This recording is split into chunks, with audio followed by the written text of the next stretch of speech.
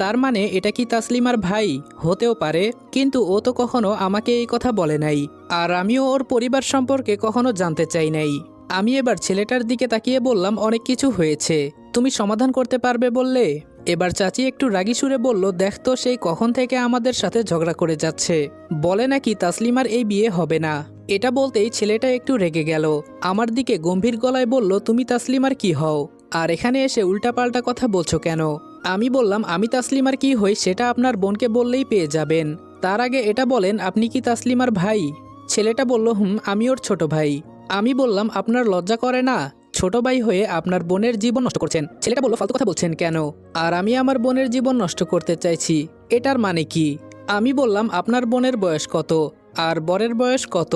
আমার মনে হচ্ছে যেন একটা শিশুর সাথে রেগে গেল, আমার দিকে গম্ভীর গলায় বলল, তুমি তাসলিমার কি হও, আর এখানে এসে উল্টাপাল্টা কথা বলছো কেন? আমি বললাম, আমি তাসলিমার কি হই সেটা আপনার বোনকে বললেই পেয়ে যাবেন, তার আগে এটা বলেন আপনি কি তাসলিমার ভাই? ছেলেটা বলল, আমি ওর ছোট ভাই। আমি বললাম, আপনার লজ্জা করে না? ছোট ভাই হয়ে আপনার বোনের জীবন নষ্ট করছেন। ছেলেটা বলল, ফালতু কথা বলছেন কেন? আর আমি আমার বোনের জীবন নষ্ট করতে চাইছি, এটার মানে কি? আমি বললাম, আপনার বোনের বয়স কত আর বরের বয়স কত? আমার মনে হচ্ছে যেন একটা শিশুর সাথে একটা বুড়ো বেটার বিয়ে হচ্ছে। ছেলেটা বলল, দেখেন ভাই, এত কিছু আমি আপনাকে বলতে পারবো না, আর আমার রাগ উঠলে কিন্তু আমি একটা কিছু করে ফেলবো। তার আগে বলছি, ভালোই ভালোই আপনি এখান থেকে চলে যান। আমি বললাম, তোমাদের এখানে তো আমি আর থাকতে আসি নাই, চলে তো যাবই, তার আগে আমি এর সমাধান করেও যাব। ছেলেটা এবার চোখ লাল করে বলল, এই ভাইয়া, সত্যি করে বলুন তো, আপনি আপুর কি হন? আমি বললাম, আমি ওর ফ্রেন্ড হই। ছেলেটা বলল, ফ্রেন্ড হন ভালো কথা, এত ঝগড়া করছেন কেন? আসবেন, খাবেন আর খেয়ে দিয়ে চলে যাবেন।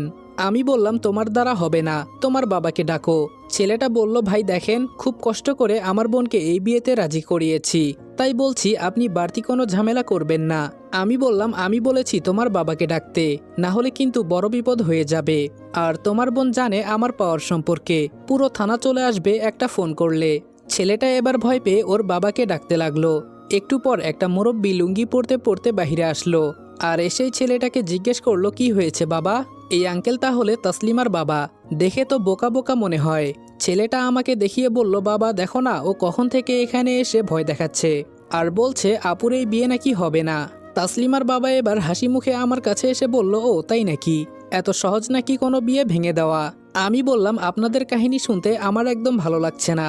তাসলিমার বাবা বলল, আমরা আবার কি কাহিনী করলাম? আর তুই কে রে? কোথায় থেকে উড়ে এসে এখানে জুড়ে বসলি? আমি এবার একটা হাসি দিয়ে বললাম, উড়ে আসি নাই, আপনার মেয়ে আমাকে ফোন করে এখানে নিয়ে এসেছে। এবার একটু মিথ্যে বললাম। তাসলিমার বাবা বলল, কি আমার মেয়ে বলেছে? আমার তো বিশ্বাসই হচ্ছে না। তাসলিমা, দেখতো ওকে চিনিস নাকি? এবার তাসলিমা ঘোমটা ফেলে কান্নার দৃষ্টিতে আমার দিকে তাকিয়ে বলল, রনি, এখান থেকে চলে যা, আমার জন্য তোর ঝামেলা করতে হবে না, যা কপালে আছে তাই হবে, এই নিয়ে আমি এখন আর কোনো চিন্তা করি না। তাসলিমা যে কতটা কষ্টে আছে আমি দেখেই বুঝে গেছি। আমি বললাম, আচ্ছা আঙ্কেল, একটা কথা বলবো? আঙ্কেল বললেন, বলো। আমি বললাম, আপনার মেয়েকে কি টাকার কাছে বিয়ে দিচ্ছেন নাকি কোনো ছেলের কাছে? আমার কাছে তো মনে হয় আপনার মেয়েকে কোনো ছেলের কাছে বিয়ে দিচ্ছেন না। আঙ্কেল বললেন, দেখো বাবা, আজকাল টাকাই সব, আর তাছাড়া ছেলে মোহনগঞ্জ সরকারি ব্যাংকের ম্যানেজার, টাকার কোনো অভাব নেই, মেয়েটার সুখের জন্য এই বিয়ে দিচ্ছি। আমি বললাম, আপনি বাবা হয়ে বুঝতে পারছেন না কেন? আপনার মেয়ের জীবন আপনি নিজেই নষ্ট করছেন, এমনটা করবেন না আঙ্কেল, আমি আপনার কাছে হাত জোর করে অনুরোধ করছি। আঙ্কেল বললেন, দেখো বাবা, তুমি আমাকে যতই অনুরোধ করো না কেন, এই বিয়ে হবেই, তাই বলছি এখান থেকে চলে যাও, আমি চাই না তোমার সাথে কোনো ঝামেলা করতে। আমি বললাম, আপনি কি এটা জানতেন আপনার মেয়ে কিসের চাকরি করে? আঙ্কেল বললেন, একসময় পুলিশের চাকরি করত, আর এখন ছেড়ে দিয়েছে। ওদের সাথে কথা বলে আমার মেজাজটা নষ্ট হয়ে যাচ্ছে, কিছু বললেও বুঝতে চায় না, তাই ফোনটা বের করে রিয়াকে কল দিলাম। রিয়া ফোনটা ধরেই বলল, কি রে রনি, কি হয়েছে? আমি বললাম, তুই এখন কোথায়? রিয়া বলল, এই তো মাত্র বাসার দিকে রওনা দিলাম। আমি বললাম, তাহলে এতক্ষণ কোথায় ছিলি? রিয়া বলল, এই তো এক জায়গায় একটু কাজ ছিল, তাই কাজটা সেরে আসলাম। আমি বললাম, গাড়ি ঘুরিয়ে আমার দেওয়া ঠিকানায় চলে আয়। রিয়া বলল, কেন, কি হয়েছে? আমি বললাম, বড় একটা ঝামেলা হয়ে গেছে। রিয়া বলল, কি হয়েছে বলবি তো? এবার একটু রেগেই বললাম, তুই আসবি নাকি না? আমি তোর এত কথা শুনতে পারবো না, সময় নাই আমার কাছে। রিয়া বলল, এত রাগিস কেন? আসছি আমি, তুই একটু অপেক্ষা কর। আমি বললাম, যত তাড়াতাড়ি সম্ভব আয়। ফোনটা রেখে রিয়াকে ঠিকানা মেসেজ করে দিলাম। আমি তাসলিমার বাবার দিকে তাকিয়ে বললাম, এখন দেখেন এখানে কি হয়। আমার কথা তো শুনলেন না। আমার কথা শুনে তাসলিমার বাবা একটুও ভয় পায় নাই।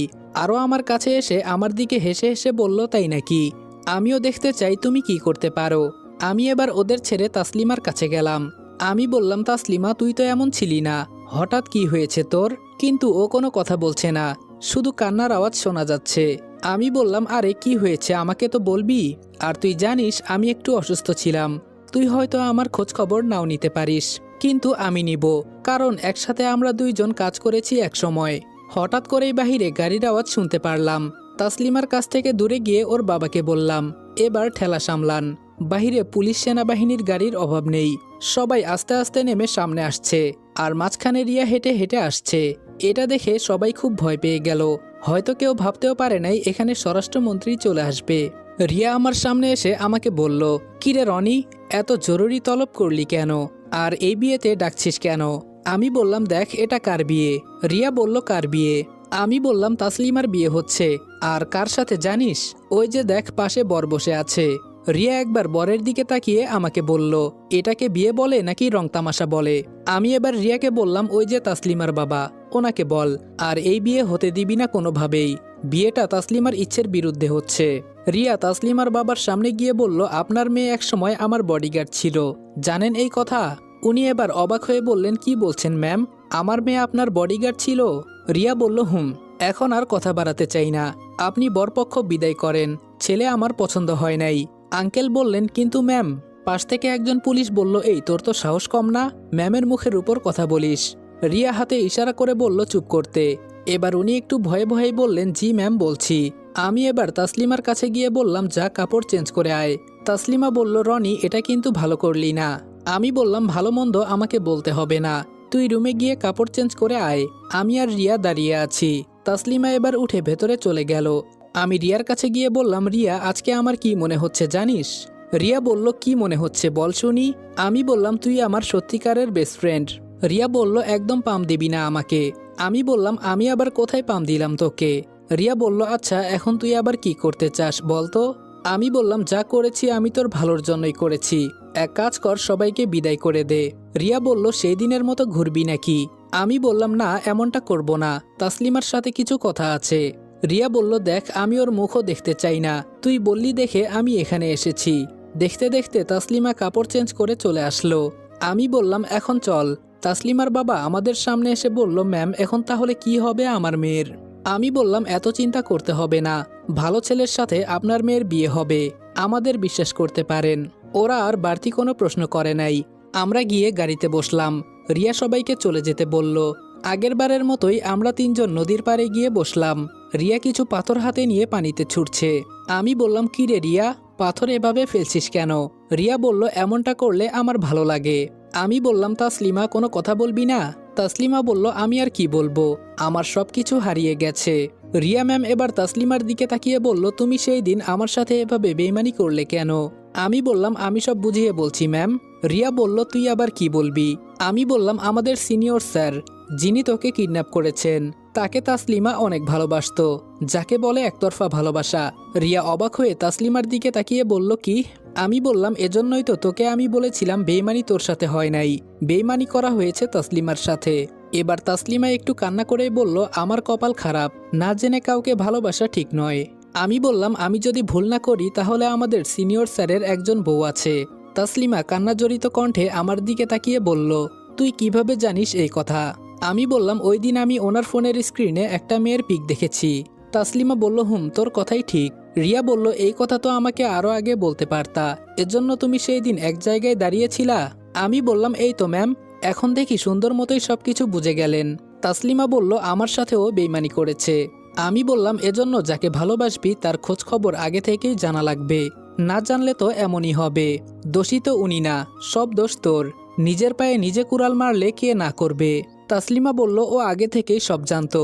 রিয়া বলল, সব জানতোই যদি তারপরেও তোমাকে কিছু বলল না কেন? তাসলিমা বলল, ও আমাকে ওর বন্ধুদের সাথে নিয়ে ধর্ষণ করতে চেয়েছিল। তাসলিমার কথা শুনে আমি আর রিয়া কি বলবো মুখের ভাষা হারিয়ে ফেলেছি। কি বলছে তাসলিমা, কিছুই তো বুঝতে পারছি না।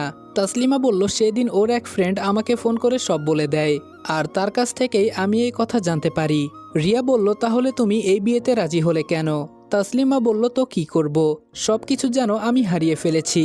ঠিকমতো খাবার খেতাম না, কারোর সাথে কথা পর্যন্ত বলতাম না। তাই বাবা ভেবেছিল আমার বিয়ে হয়ে গেলে সবকিছুই ঠিক হয়ে যাবে।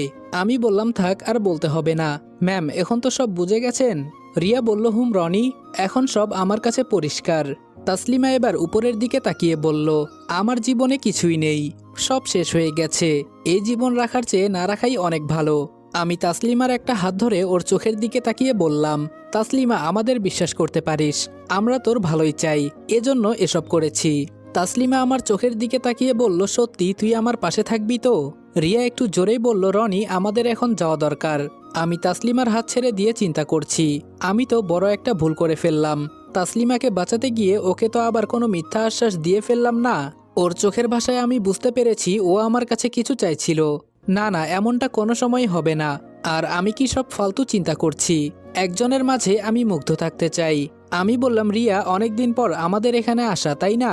কথাটা পাল্টানোর জন্য বললাম। এর মাঝে তাসলিমা প্রশ্ন করে বসলো, আমি রিয়াকে এভাবে তুই তুকারি করছি কেন? রিয়া বলল, সেই দিন রনি আমার জীবন বাঁচিয়েছে, মনে আছে তাসলিমা? তাসলিমা বলল, হ্যাঁ ম্যাম, মনে আছে। ও না থাকলে হয়তো সেই দিন অনেক খারাপ কিছু হয়ে যেত, আমাকে মাফ করবেন। রিয়া বলল, তাসলিমা, রনি আমার বেস্ট ফ্রেন্ড, যে আমার জন্য নিজের জীবন দিতেও একবার দ্বিধা করলো না। সে আর যাই হোক আমার কোনো ক্ষতি করতে চাইবে না। আমি জানি ও সবসময় আমার পেছনে ঢাল হয়ে থাকবে। তাসলিমা বলল, সত্যি ম্যাম, রনি ওই দিন আপনার জন্য যা করেছে তা আসলেই প্রশংসনীয়। আমি বললাম, এখন এসব বাদ দে ম্যাম, চলেন। তাসলিমা বলল, আমি এখন যাই ম্যাম, আমার বাবা আর ভাইকে সবকিছু বুঝিয়ে বলতে হবে। রিয়া বলল, কালকে সময় মতো চলে এসো কেমন? আমি বললাম, আর একদম এই নিয়ে মন খারাপ করবি না, দেশে কি ছেলের অভাব? তাসলিমা একটা হাসি দিয়ে বলল, ম্যাম, আপনি এত বড় পদের একজন মানুষ, আমার জন্য যা করলেন সারা জীবন আমার মনে থাকবে। আর রনি, তোকে কিছু বলবো না, একসাথে তো কাজ করি, সময় হলেই বলে দিব। এটা বলেই তাসলিমা চলে গেল। এখন আমি আর রিয়া ম্যাম বসে আছি। রিয়া ম্যাম ব্যাগ থেকে একটা চকলেট বের করে খেতে লাগলো। আড়াল চোখে আমি তাকিয়ে দেখলাম, কিন্তু আমাকে দিল না কেন? রিয়া বলল, কি রে, খাবি চকলেট? আমি বললাম, না থাক, তোর চকলেট তুই খা। রিয়া বলল, খাবো তো ঠিকই, কিন্তু এভাবে তাকিয়ে থাকলে তো আমার পেট খারাপ করবে। আমি বললাম, ও মা, আমি আবার তোর দিকে কই তাকালাম? রিয়া বলল, থাক থাক, আর মিথ্যে বলতে হবে না, আমার কাছে আর নাই, থাকলে কি তোকে দিতাম না বল? আমি বললাম, আচ্ছা রিয়া, তাসলিমার সাথে যা হয়েছে এটা কি ঠিক ছিল? রিয়া বলল, কেন, তোর কি মায়া লাগছে নাকি? আমি বললাম, একটু লাগছে, আমরা না থাকলে বেচারি আজকে শেষ হয়ে যেত। রিয়া বলল, তোর যখন এতই মায়া লাগছে তাহলে তুই ওকে গিয়ে সঙ্গ দে। আমি বললাম, দিব এক চর, আমি বলি কি আর তুই শুনিস কি? রিয়া বলল, যেভাবে ওর হাত ধরেছিলি আমার তো দেখে মনে হয়েছে তুই সত্যি সত্যি ওর বয়ফ্রেন্ড। আমি বললাম, রিয়া, ও একটা ঘোরের মাঝে ছিল, কি করবে ও নিজেও তখন বুঝতে পারে নাই, তাই ওর মনে একটু সাহস জগিয়ে দিলাম।